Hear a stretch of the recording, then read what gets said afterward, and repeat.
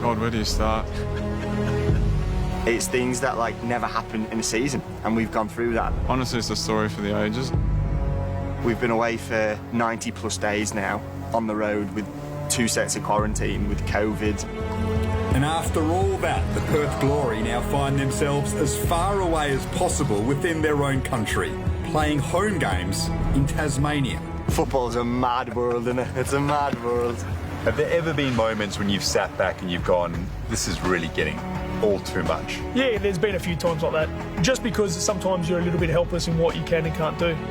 It's hard enough going through it. We just felt for everyone around us.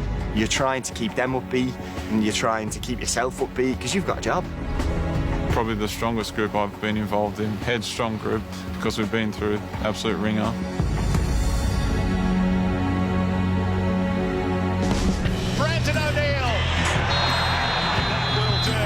The big adrenaline rush of getting a result there, knowing what we'd just been through.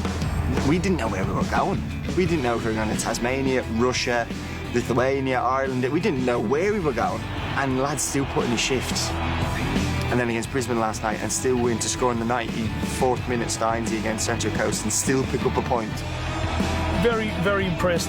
Look, that's something that we wanted to do, was bring in a group of young men who were not only ambitious, but, were willing to put team before individual.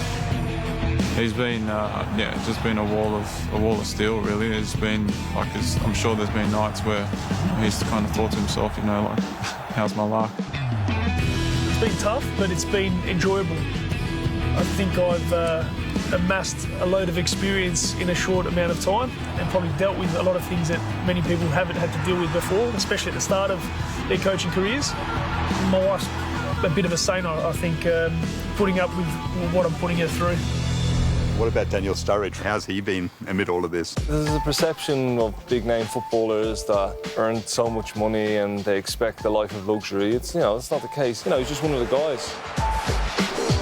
You can tell he's a lot more settled now that the missus and the little one are here. He's really come on leaps and bounds, and you can tell he's really invested in the group and playing in Australia.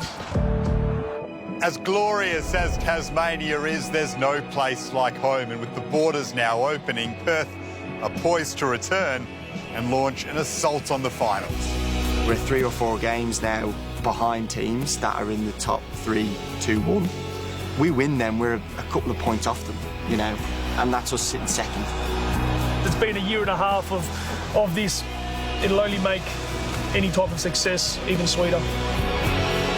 Can you imagine us being in the finals, being in the grand final, when we've just gone through this? We've gone through a story for the ages, we may as well finish it.